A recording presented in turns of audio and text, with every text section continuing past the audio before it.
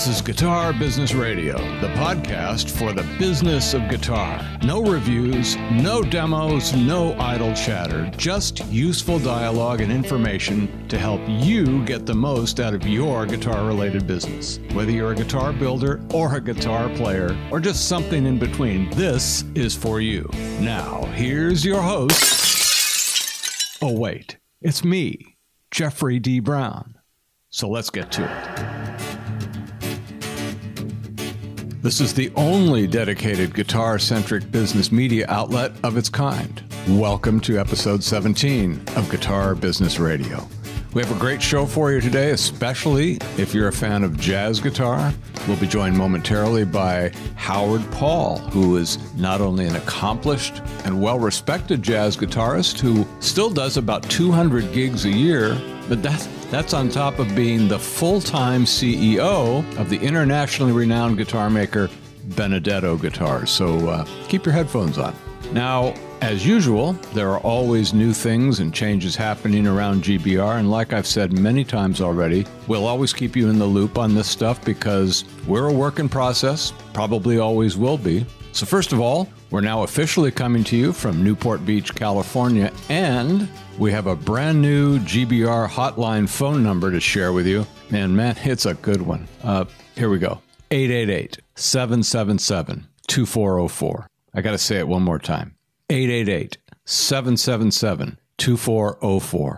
I had a choice of many different numbers, but this one really stood out, so we grabbed it. The main reason for the change is that we were originally sharing a number with our other business, which is not necessarily guitar-related, and our new entity, Guitar Business Media, needed to split off from that. So, like I said last week, you'll be hearing more about that as we go forward. So with this new number, you can reach the different projects we're running, but you can still get to the GBR hotline by pressing 2 when you call that number. And you can use this number to leave us a testimonial. We love that. A shout out of some kind, maybe even a news tip, or you can even use it to record a Guitar Business Minute if you so choose. Just make it good, and we may use it on the show. But keep in mind, we also accept regular phone calls, so if you just need to talk to us about something of interest, ring us up. We're happy to hear from you. So getting back to Guitar Business Media for just a moment, we have some new editorial/contributor opportunities coming up. So if you write and have knowledge or expertise on a subject related to business and guitar in one form or another, I would encourage you to get in touch with us if you're so inclined. The easiest way to reach us here is by email at contact@guitarbusinessradio.com, but you are, of course, welcome to use any of the communication channels we publish, so there's something for you to think about.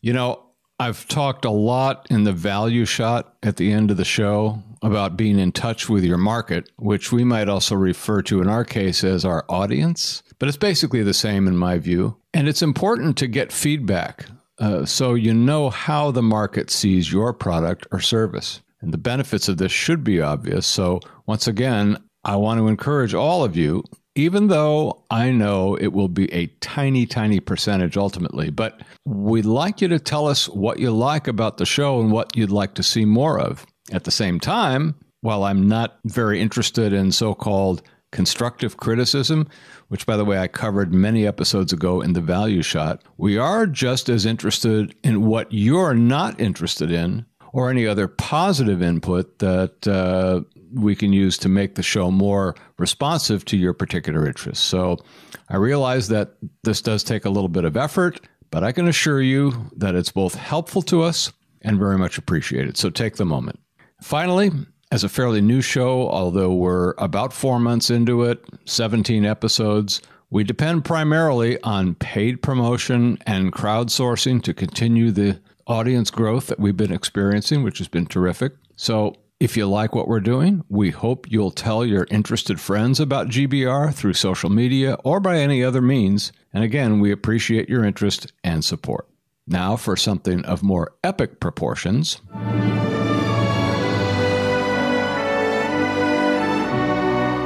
This is your source for profoundly interesting news briefs. Guitar Business Radio presents The Shorts.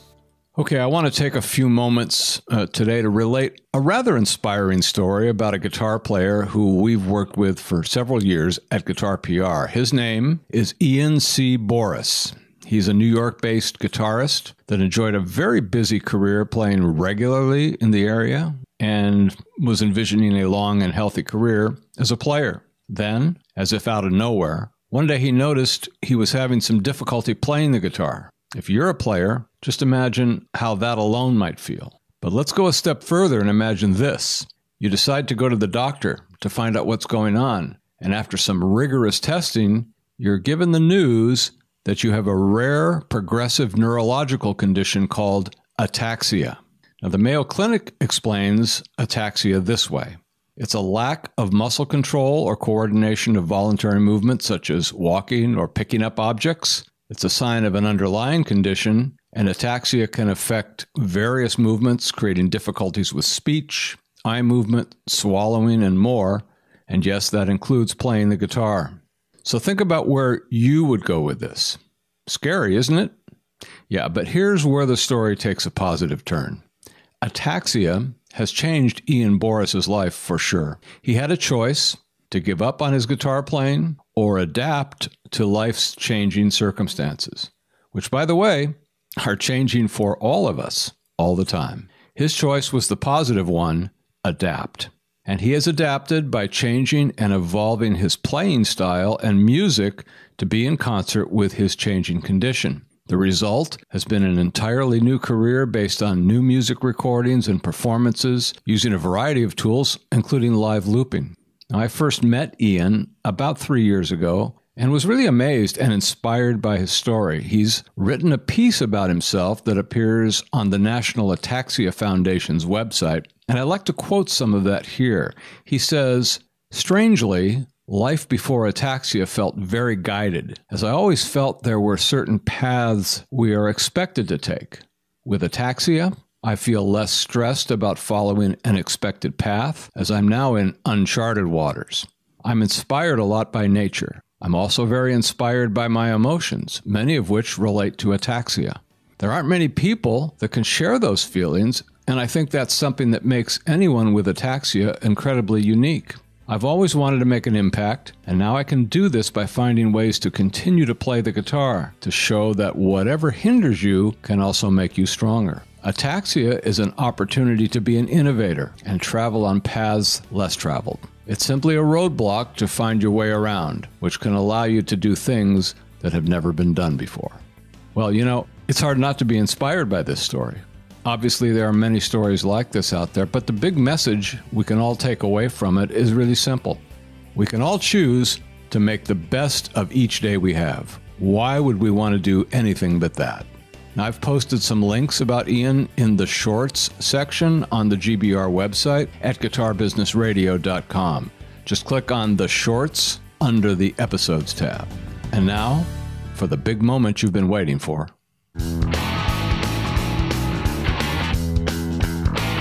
Well, Howard Paul started playing the guitar at age 4. At 13, he was a working jazz guitarist. Today, he's still a working jazz guitarist playing around 200 gigs a year.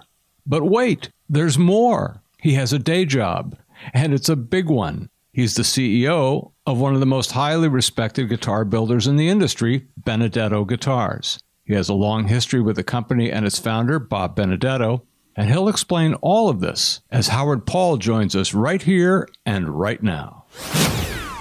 Well, it's great to have you on the show, Howard. Thanks so much for coming on with us today. Well, thank you so much for inviting me. I'm looking forward to this chat. Yeah, it's a pleasure. So we always like to talk about foundational stuff here, and I think our listeners really get a benefit, from understanding what a business or career is built on in terms of principles, influences, and events early on. So I'm wondering if you could tell us a little bit about your own foundation as it relates to your career, both as a player and a business leader. Sure. Well, it's a really circuitous route, and I'm exactly where I think I wanted to be at this point in my life, but never imagined that I would wind up where I am. I started, I grew up in just outside of Atlantic City, New Jersey, which was a very musical town in its heyday, on the decline when I was growing up in the 60s. This is pre-casinos. But there were a lot of music there. A lot of big bands had sort of settled there. There was still some of the great clubs that were in town, even though on the decline. I did not grow up in a musical family at all, but somehow wound up there. And at 4 years old, begged for a guitar. My parents got me a guitar teacher. At 4? For my fourth birthday, after listening to me beg for a year. And so I sort of dedicated myself to guitar from a really young age. And at 10, I started exclusively playing jazz. Wow, that's a great start. Wow. And it was a good start. There was a kid that grew up in a little town next to mine that was a savant and still the most brilliant sax player maybe I've ever worked with. And he was identified really early on as a virtuoso, and so I sort of rode his coattails. Started a band with him at 10. Wow! Started really digging into Charlie Parker and Dave Brubeck and Miles Davis at 10, 11, 12, and at 13 we started playing professionally. That's wild.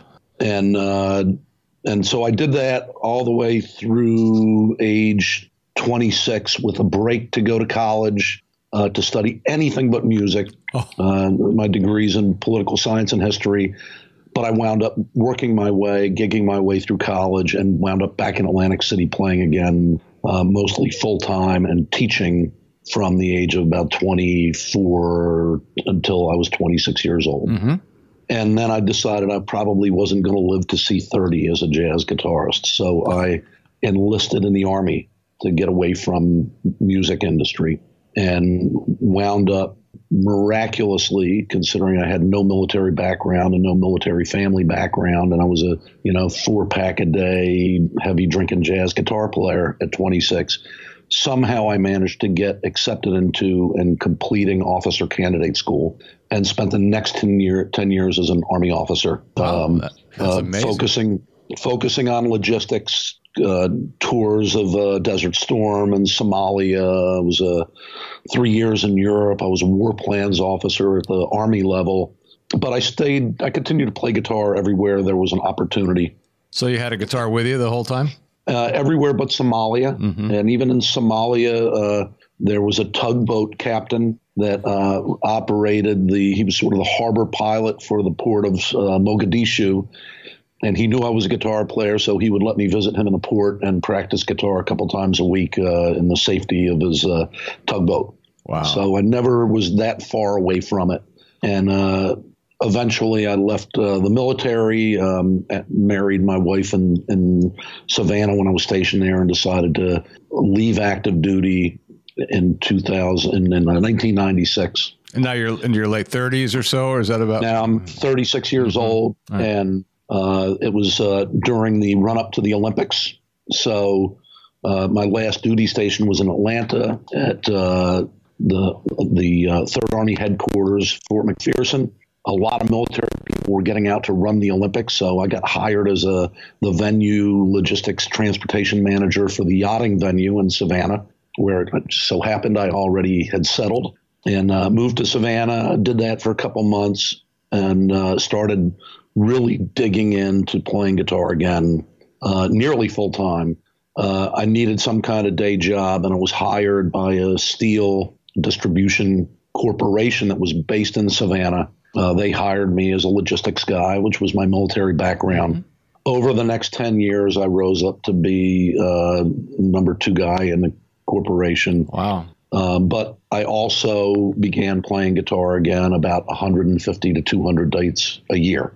So you were busy. You were very busy in those days. Very busy guy. One of the things you learn in the Army is that there are 24 hours in the day, and you can use just about every one of them if you need to. So I worked, my 8 to 10 hour days every day, and gigged almost every night for the 10 years that I worked for that steel company. Wow, that's a long day.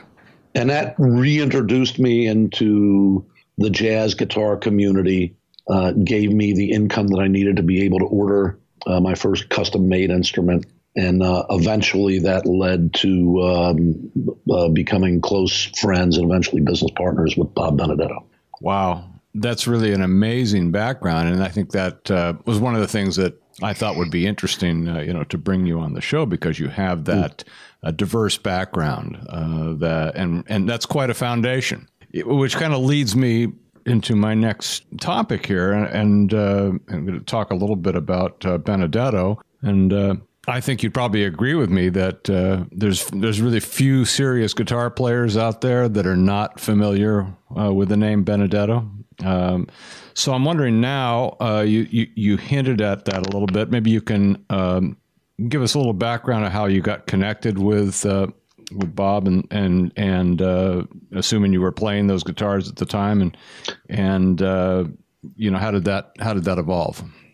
Yeah, well, I first heard about Benedetto as a teenager in Atlantic City. Bob might have just moved back to East Stroudsburg, Pennsylvania. He was, and the music store that I grew up sweeping floors and eventually teaching guitar, and the luthier there when I was 13 or 14 years old and looking for my next level of jazz guitar. I think I was moving from like a Gibson ES 125, and I was looking for an L5, and this crazy luthier that worked in the back said, you should forget about that Gibson, go see Bobby Benedetto. He's building the best guitars in the world. And so I did a little bit of research, and Bob was kind of still cutting his teeth then. He had maybe just built a guitar for Chuck Wayne, and guys like Bucky Pizzarelli were talking about him, but not yet playing him. Oh, okay. And so I decided that I just couldn't spend that kind of money, which was maybe $1,200 or $1,500 at the time. In those days, what year was that? Do you remember? This was probably in 74 or so, 75.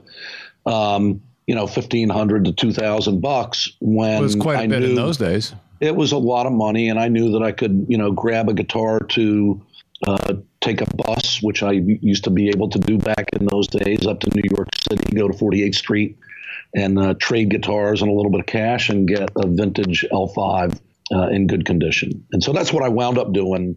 I never forgot about Bobby Benedetto, according to my friend George. And but I started, stayed in the Gibson vein and eventually played Gibson Johnny Smith for the next 20 or 30 years, and owned a few other guitars. But I've always been really dedicated to the archtop and the sound that you get on an archtop and the feel of the archtop. Sure. So I didn't run into Bob again or his name again until 1996, when I was just getting out of the Army. I might have still been in the Army on terminal leave. I had moved to Savannah to take over this Olympics gig, and somebody bumped into me on the street, said, we're going to do a jazz festival here. We know you're a jazz guitar player. Do you know anybody we can bring in as the artist for the festival? And I said, well, great player in Philly. I just saw him a couple of weeks ago, Jimmy Bruno. Let me call him. So he called Jimmy. Jimmy agreed to come down for the festival. A couple of weeks later, they bring him down. They ask me if I would be Jimmy's chaperone and pick him up at the airport and take care of him. And anybody who's listening to this knows Jimmy Bruno knows that's a tall order to be Jimmy Bruno's chaperone. So at the time I was playing a Gibson L5 West Montgomery model. Jimmy was Bob Benedetto's, one of his top endorsers. He was playing a brand new Benedetto 7-string that had been custom made for him. And we spent the next 3 days in Savannah together, holed up in a motel room that was very clearly labeled no smoking. And Jimmy was chain smoking and pulling out cigars, and I had, little bottles of scotch, because back in those days you could get bottles from the airplanes when you traveled a lot. Sure. And by the end of 3 days, he wound up firing the band for the jazz festival and hiring me to be his accompanist and forcing his Benedetto 7-string guitar on me almost the whole time we worked together, saying, you got to play this, you got to try this, you should be playing a Benedetto. And by the end of the weekend, probably before I sobered up, I called Bob Benedetto and ordered my first Benedetto guitar based on Jimmy's insistence. Was it a 7-string? It was a 7-string. Yeah. And And it was, back then it was a 2.5 to 3 year wait. And then the cheapest guitar Bob made was about $12,800 or something like that. So it was a really big investment for me. And jumping from a 6-string to a 7-string, which I had no idea what I was going to do with. And I spent the next 2.5 years not sleeping at night, thinking, what am I going to do when this new guitar comes and I can't play it? But also, over the next 2.5 years, every time I went back to New Jersey to visit my family, I would stop and see Bob Benedetto and Jimmy Bruno, and we'd all get together in Philly. And so we became very good friends during that waiting period. How long did it take for you to get the guitar? It was about 2.5 or 3 years. Really? And before it was delivered, I had pre-arranged the sale of all of my 6-string guitars, fearing that when I got the 7-string, if I couldn't play it immediately, I wouldn't play it. So you were being forced into it, right? So I was being forced into it. So I got a guy who was a collector to buy all my guitars. The day that Bob shipped my new 7-string, I called the guy and told him to pick up the guitars. He came to my house, got all my 6-strings. And the next morning, my 7-string arrived. And I went to a gig that night with it, not knowing even really how to play it. The best advice I ever got was from Jimmy Bruno saying, 7-string guitar is all about, what you're used to and your depth perception. So whatever you do, don't look down. Just pretend it's a 6-string. Don't look down because you'll focus on that closest string and it'll screw up everything. And so I went to a gig my first night. I had a steady gig 4 nights a week in Savannah at the time, and got the darkest sunglasses I could get so I couldn't see the guitar, and focused the whole night on just playing 6-string guitar with an extra wide neck and an extra string. And I've been playing 7-string ever since. That's it now. Yeah, it's all 7-string. Well, now I go back and forth, but I'm primarily a 7-string player. Awesome. Well, let's move forward a little bit because that gets us to your involvement there. So I want to ask you about those Fender years that sort of preceded your full-time involvement. And I just would love to hear your appraisal of that period in terms of any pros or cons. What are your thoughts on that? Sure. Well, Bob Benedetto started his relationship with Fender in about 1999. And at that point, I was one of Bob's friends and artists and was playing with a number of his players, Bucky Pizzarelli, Jack Wilkins, and guys like that. Mm-hmm. Bob had been approached by Fender when Bill Schultz had purchased Guild guitars and wanted, I think mostly for sentimental reasons, to bring Johnny Smith back to the Guild company. Johnny had left Gibson at that point. He had had some relationship, I think, with Heritage Guitars for a little while, and maybe a couple of other companies had asked him to get involved. But Guild really wanted to relaunch what had been their original Johnny Smith model back in the 1950s that Johnny had never particularly taken a liking to. So when Bill Schultz approached Johnny Smith, Johnny said, "I'll come back, but only if Bob Benedetto redesigns the guitar and makes it play the way I want it to play." At the time, Johnny Smith was playing one of Bob's Manhattan models. So Bob and Bill Schultz met. Bob agreed to redesign the Artist Award model to make it the Johnny Smith Artist Award again. And Bill decided maybe it would be a good brand to bring online.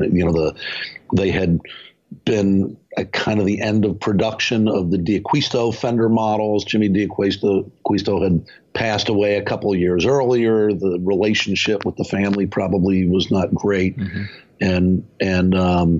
And so it was an opportunity for Fender to associate the brand with a gold standard in Benedetto. And what Bob saw as an opportunity to stop working 15 hours a day over a workbench with a 3-year backlog.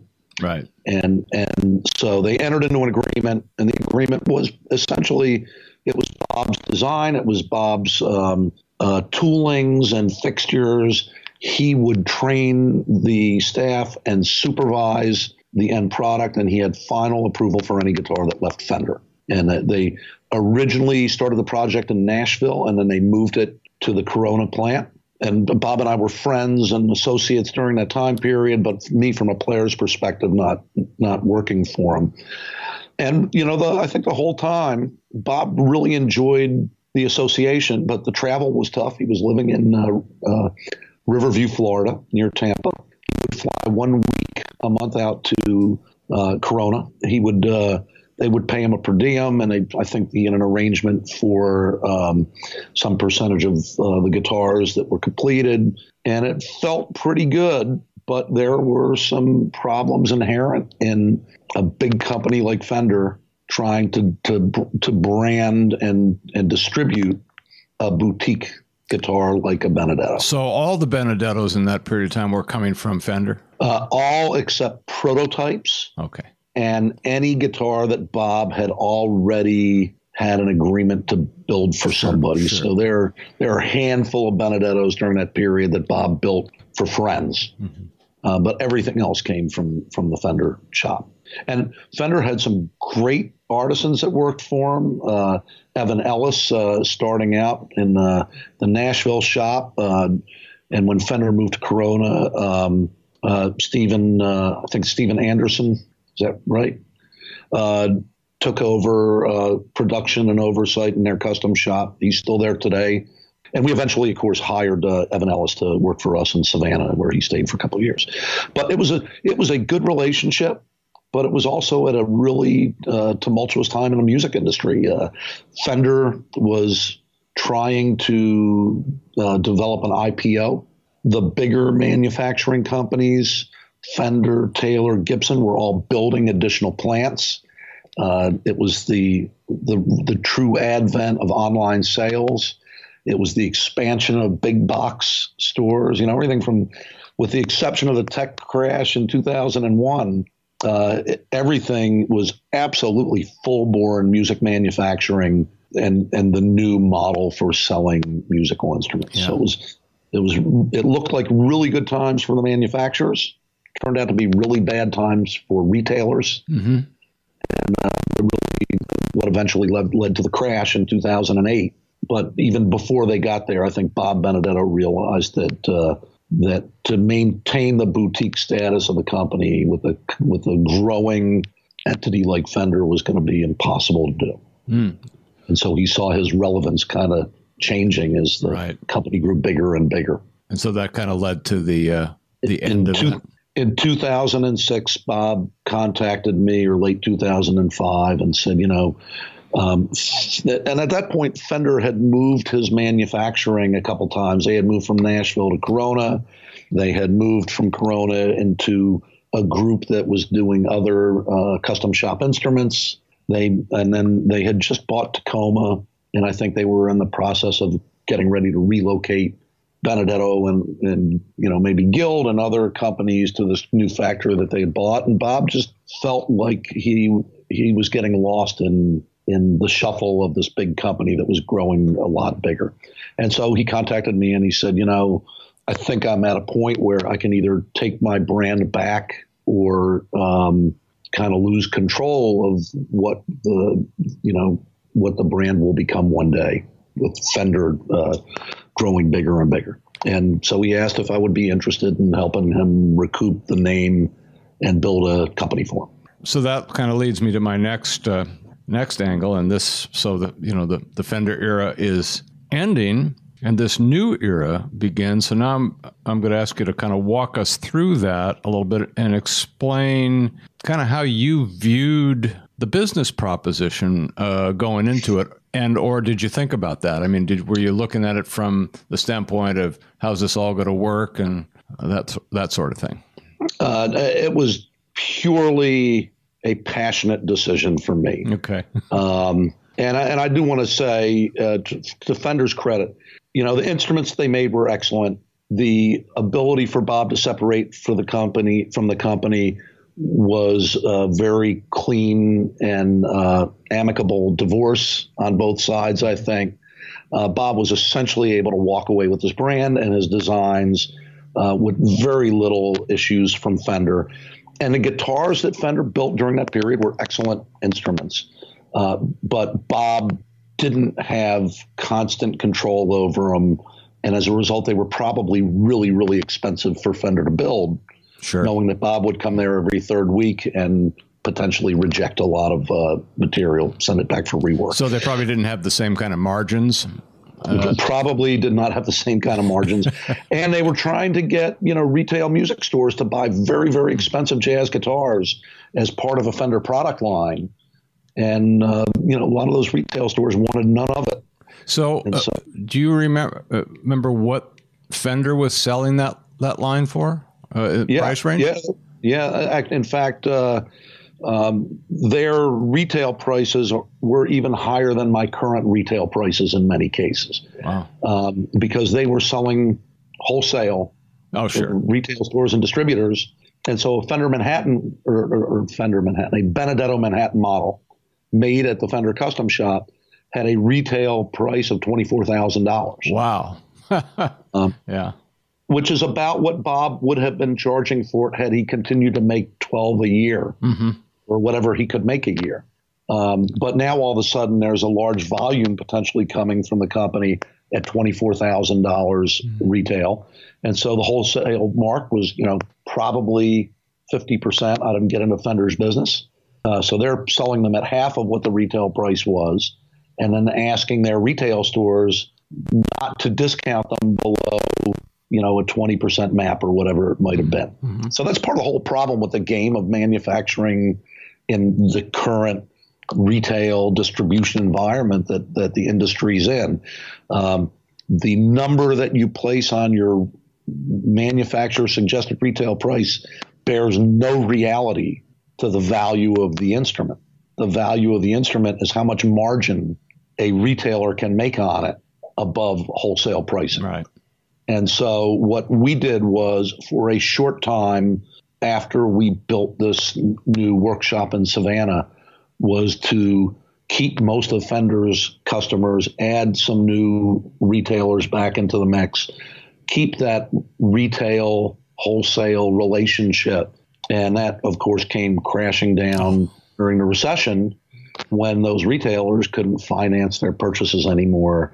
And of course, many customers had to make a decision between, do I buy a guitar or do I pay my mortgage? Yeah, and I can understand, especially in that price range. Right. So beginning in about 2011, part of what we did was sort of reinvent our company back to what it had been pre-Fender, eliminated retail sales, fired all the music stores, eliminated the manufacturer suggested retail price and maximum or minimum advertised price structure, and sold guitars at what people had been paying for guitars, which was about 20% less than whatever Fender had said the price ought to be. And then we sort of collapsed the production a little bit, went from a much larger staff that was making about 500 instruments a year, focusing on building inventory to retail stores, and going back to bespoke instruments, custom instruments, sold direct to end users, and using our telephone and our email list and our own website to do the marketing for. And so you brought your production level came down to what?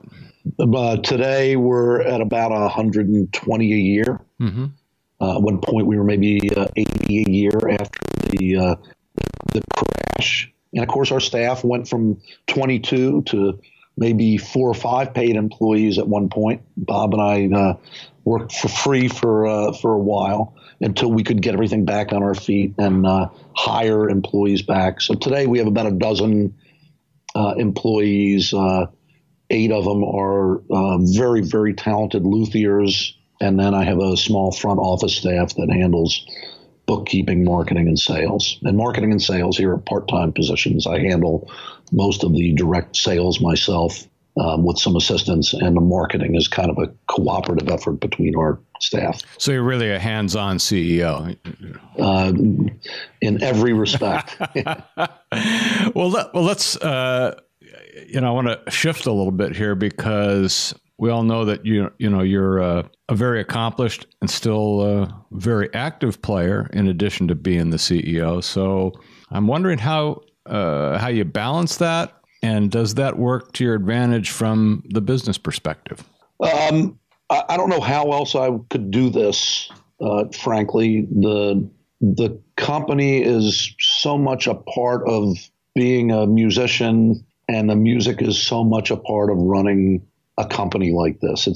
It's kind of like, and I compare a lot of things to wine, but it's kind of like owning a vineyard and being a winemaker and not drinking wine, right? And tasting other people's wines. It's right. A little bit part of the lifestyle. I don't think we could run a company that is the size we are, which is it's big for an independent boutique luthier. Right.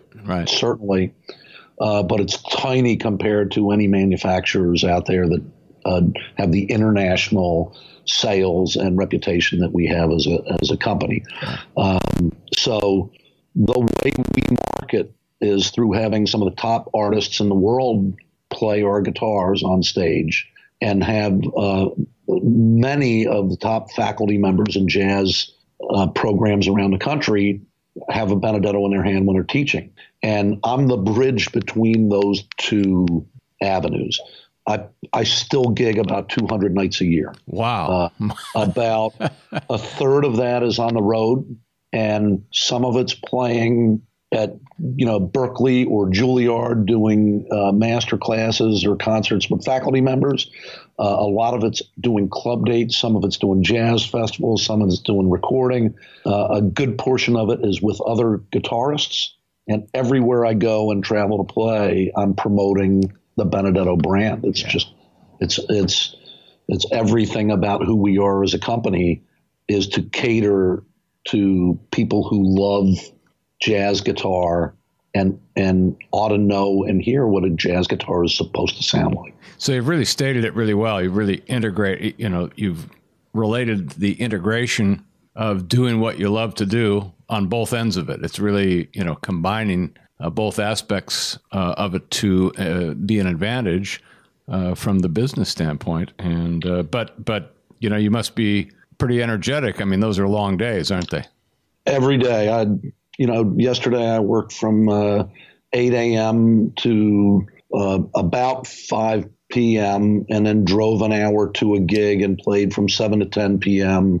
and packed up and drove home, got to bed at 12:30, 1 o'clock in the morning, and I'm back here at 8 o'clock in the morning, and I do it again tonight, and I do it again tomorrow night. Wow. And I'm on the road all next week, playing 3 or 4 gigs a day from Thursday until Sunday next weekend on the West Coast. So it's I don't sleep a lot. Again, it's being a jazz musician taught me how to stay up really late, and being an Army officer taught me how to get up really early.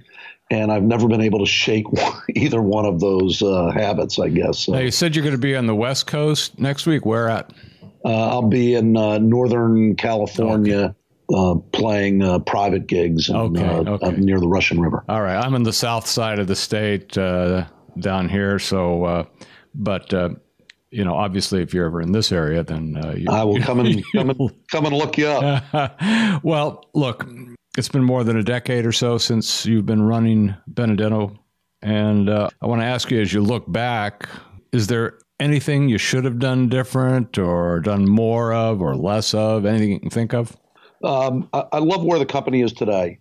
I could not have imagined in 2006 how we would get to where we are today. Maybe it's a good thing that we're not bigger than we are. Maybe it's a good thing that we're the size that we are and we're still alive, because it's not an easy thing to run a company, no matter how many people you see doing it and say, man, if he can do it, anybody can do it. That's really not the case. And I don't have a business background. I don't have an MBA. I'm not a numbers guy. But you did work in other business. You work in the steel business, and that's certainly something different. I was a logistician. I ran their truck fleet and their human resources department. Okay. And I was not the sales guy. I never sold anything in my life before I started here with Bob. I think one thing as I look back, one thing I just never expected was that one day Bob Benedetto was going to want to retire and go home. And that happened about 4 years ago, but he started letting me know before he retired. I've been doing this my whole life, and I'd like to be able to just relax a little bit, and I won't disappear, but I don't want to continue to be buried at a workbench. Do you wake up in the morning looking forward to going to work? Every day. Yeah. Every day. That's a good feeling, isn't it? And I wouldn't, and certainly, as you know, people who do this, we forfeit a lot of potential income and benefits and travel and retirement in order to build and run a company that we believe in. Mm-hmm. Maybe thinking that someday down the line you'll get it back, but that's never the reason that we do it. This is absolutely a passion, and the goal is trying to maintain tradition and artistry without losing sight of technology, and hopefully you make a little bit of profit along the way, enough so that everybody can make a living and you can continue the company. And that's really the only goal. And you're going to live longer too. That's my prediction. That's why I do what I do. Certainly spent a lot of years making a lot more money than I do now. Right. I'm still optimistic, but I was much less happy in those days. I'm much happier now, and my health is better, and I'm much better looking than I was when I was 40.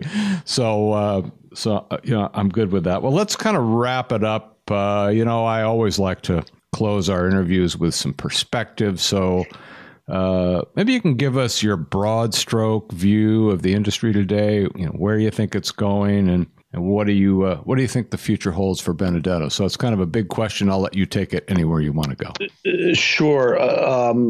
Obviously, I wish I had a crystal ball, as everybody does. And there are a lot of things in the industry today that kind of beg for description, a lot of different opinions. My feeling is, and what I see when I go out there every day and perform and visit colleges and universities and talk to our artists, is that there are astonishingly talented young kids out there that are dedicating themselves to jazz guitar. And there are incredibly talented teachers at top universities around the country, and, everywhere from, Florida to New York to California to Utah to, North Texas, all these incredible schools with brilliant teachers that have dedicated themselves to bringing up the next crop of really great jazz guitarists. So music is not dead. Jazz is not dead. Our challenge today is, as baby boomers start to really slow down, both in their appetite for new toys and their ability to earn money, which seemed to be never ending over the last couple of decades, then it's not really clear what's going to happen in the vintage world with all these great collections and how it's going to affect the next generation's ability to buy, a new instrument.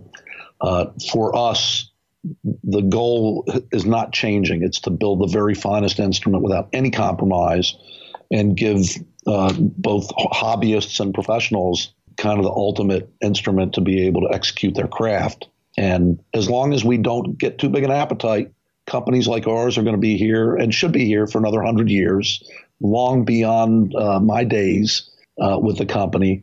And I think I'm hopeful that the next generations will continue in colleges and university to train people to go out there and be accomplished musicians and care about what they play and how they play. Very well stated. Very well stated. Well, look, that's going to do it for us today, but I can't tell you how much I appreciate having you on. I know that our listeners are really going to enjoy this interview. Great stuff. I hope that we can get together another time and talk about some of the things that have transpired since then. And I really want to thank you for coming on the show, Howard. It's a great pleasure. Thanks so much for having me, Jeff. You got it. Welcome back to The Value Shot, where in episode 16, we continued our ongoing discussion around taking your business or career to the next level. I introduced the third aspect under implementing your vision, which I refer to as market messaging. And once again, I'm giving you what you might think of as a deconstructed view of this to create smaller bites that you can use to help build or rebuild your own foundation. So to review, I defined market messaging as the deliberate, coordinated delivery of clear and memorable information about your business or career that creates a lasting impression and ultimately compels a desired action on the part of your target market. Now, that's a mouthful, I know, but that's what it is, in my view. I also told you that it's extremely important to make connections in the market. And I offered you this particular definition of connection, and that is something positive that is remembered about you or your business by a potential customer or someone who can influence the market in your direction. And while both of those are important, today I really want to focus on the influence side of things. And I use the word influence, even though there are trendier words for it today, which we all banter around. But as you may be getting used to, I prefer simplification and tend to revert to basic language when explaining this stuff. So I'm going to stick with influence here because that's really what it is. So there are lots of ways that this influence can manifest. Certainly the oldest method of influence would be considered word of mouth in the literal sense. In modern times, obviously that has come to mean something much more generic, but it still means essentially somebody telling somebody else individually or by group about something they think may have value in this case. Of course, the underlying motivation for the communication could be questionable, but we're not going to go there, at least today.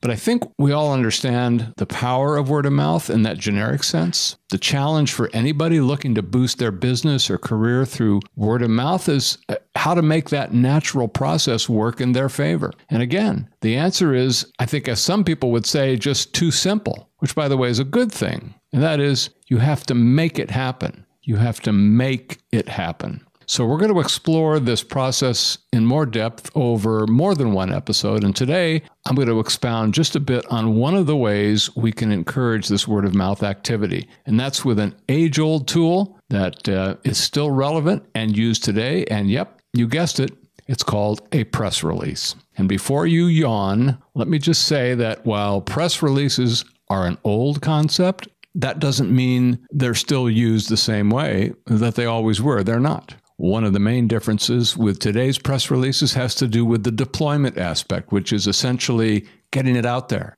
In the so-called old days, we used to just send these out primarily to media, namely newspapers, magazines, broadcast outlets, etc. Of course, we know that landscape has all changed primarily as a result of the internet. I'm not going to go into any of that in detail because you already know it, or at least you should anyway. The fact of the matter is, today, the press release is really a multi-purpose tool. We still write them using common best practices and protocols, but they are not necessarily delivered only to media anymore. We now make them available to entire markets in many different ways. They may be formatted differently depending on who's reading it, but the information is basically the same. But let's get back to the principle we're really talking about here, and that's influence. Whoever is getting the press release needs to engage with it. That's the goal. Remember the 3 C's? We want to 1, capture their attention, 2, convey our message, and 3, compel their action. I talked a lot about this stuff in early episodes of The Value Shot. So what's the action we want to compel in these situations? Well, that's easy. Influence others. A very simple concept, yes. However, let me caution you that this is often easier said than done. What's it going to take to compel this influence? When it comes to press releases, the receiver has to determine the value in terms of interest level. And if that's positive, then there's a good chance they'll take the action we want. And that's going to be sharing it either through their media outlet, on social media, or through some other direct channel. So how do we get to that positive determination? Well, that's a really long discussion, and we'll be getting into more detail on that, but I do have some good news for you. We've created a 10-page document that you could, I suppose, call a white paper or something fancier, but I'm just calling it a 10-page document, and it's called Creating and Writing Press Releases in Guitar-Related Markets. And if you're a DIY marketer for your business or career, this could be of help to you in the process, and it's free. There's no obligation whatsoever. Let me tell you how you can get it right now. Just jot down this URL, guitarpr.com/downloads. Again, it's guitarpr.com/downloads. Or you can find it on the guitarpr.com website under the Our Services tab. And if all else fails, look, you can just email us at contact@guitarbusinessradio.com, and we'll be glad to send you a copy of it by return email. And in the next episode, we'll talk more about influence and a few other things. But in the meantime, again, if you have any questions or thoughts about any of this, communicate with us, and I can assure you I will respond appropriately and with a smile. And by the way, the smile is for my benefit because, as I always say, stay positive, stay focused on your destination, and keep all your options open on how you're going to get there. And I'll see you on episode 18.